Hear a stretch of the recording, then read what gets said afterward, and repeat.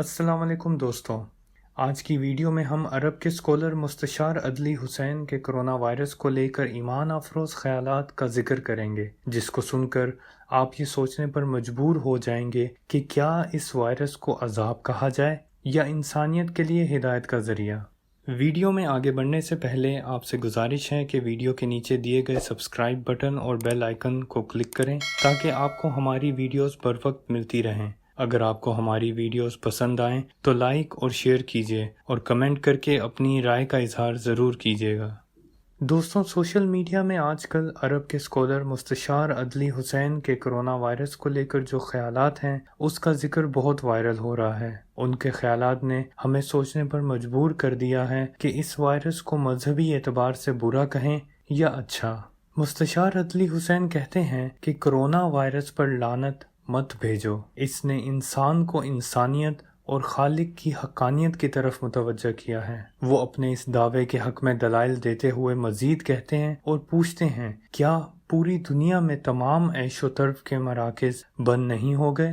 Cinema گھر، night club, شراب خانے، جوا خانے اور ریڈ ایریا بند نہیں ہیں؟ کیا خاندانوں کو ایک طویل جدائی کے بعد ان کے گھروں میں دوبارہ اکٹھے ہونے کا موقع نہیں دیا گیا؟ کیا اس وائرس نے غیر مرد اور غیر عورت کو ایک دوسرے کا بوسہ لینے سے نہیں روکا؟ کیا اس وائرس نے عالمی ادارہ صحت WHO کو اس بات کے اعتراف پر مجبور نہیں کیا کہ شراب پینا تباہی ہے، لہٰذا اس سے اجتناب کیا جائے؟ کیا اس وائرس نے صحت کے تمام اداروں کو یہ بات کہنے پر مجبور نہیں کیا کہ درندے، شکاری پرندے، خون، مردار اور مریض جانور صحت کے لیے تباہ کن ہیں؟ کیا اس وائرس نے انسان کو نہیں سکھایا کہ چھینکنے کا طریقہ کیا ہے، صفائی کس طرح کی جاتی ہے، جو ہمارے رسول صلی اللہ علیہ وآلہ وسلم نے آج سے 1450 سال پہلے بتایا تھا؟ کیا اس وائرس نے فوجی بجٹ کا 1/3 حصہ صحت کی طرف منتقل نہیں کیا؟ کیا اس وائرس نے دونوں جنسوں کے اختلاط کو مذموم قرار نہیں دیا؟ کیا اس وائرس نے دنیا کے فرعون حکمرانوں کو بتا نہیں دیا کہ لوگوں کو گھروں میں پابند کرنے، جبری بٹھانے اور ان کی آزادی چھین لینے کا مطلب کیا ہوتا ہے؟ کیا اس وائرس نے لوگوں کو اللہ سے دعا مانگنے، گریہ وزاری کرنے اور استغفار کرنے پر مجبور اور گناہ چھوڑنے پر آمادہ نہیں کیا؟ کیا اس وائرس نے متکبرین کے کبر و غرور کا سر پھوڑ نہیں دیا اور انہیں عام انسانوں کی طرح لباس نہیں پہنایا؟ کیا اس وائرس نے دنیا میں کارخانوں کی زہریلی گیس اور دیگر آلودگیوں کو کم کرنے کی طرف متوجہ نہیں کیا، جن آلودگیوں نے باغات، جنگلات، دریا اور سمندروں کو گندا کیا ہوا تھا؟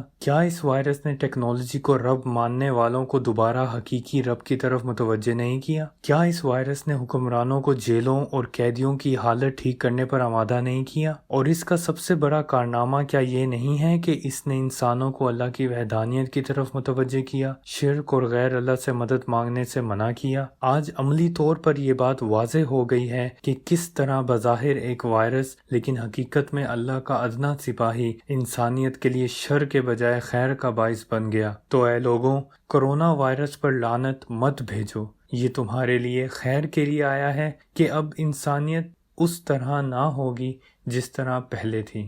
آج دنیا جس کرب سے گزر رہی ہے، نظر نہ آنے والا ایک وائرس پوری دنیا کے لیے تھریٹ بنا ہوا ہے۔ اس وائرس نے شخصی آزادی، جسمانی آزادی، میرا جسم میری مرضی، مائی باڈی مائی چوائس اور بڑے بڑے فرعون نما انسانوں کی اصلیت کھول کر رکھ دی ہے۔ دوستوں، مستشار کہتے ہیں کہ ان کے ایک دوست کرنل حامد، جو اب بریگیڈیئر ہیں، انہوں نے 1995 میں ان سے مذاق کیا تھا کہ اللہ سے ڈرنے کی ضرورت نہیں۔ وہ کہتے ہیں کہ میں نے حیران ہو کے پوچھا وہ کیوں؟ انہوں نے کہا وہ رب ہے، وہ خود ڈرا لے گا۔ ڈرنے کی بات انسانوں کے شیطانی کردار سے ہے۔ آج وہ بات بالکل سچ ثابت ہو رہی ہے۔ پوری دنیا ایک چھوٹے سے بظاہر نظر نہ آنے والے وائرس کا بری طرح شکار ہے۔ اللہ سب کو محفوظ رکھے، مگر جو اس وبا میں مارے جائیں گے یا وفات پا گئے ہیں اسلامی روح سے، وہ شہید ہیں، مگر احتیاط لازم ہے۔ احتیاط نہ کرنا خودکشی ہے اور خودکشی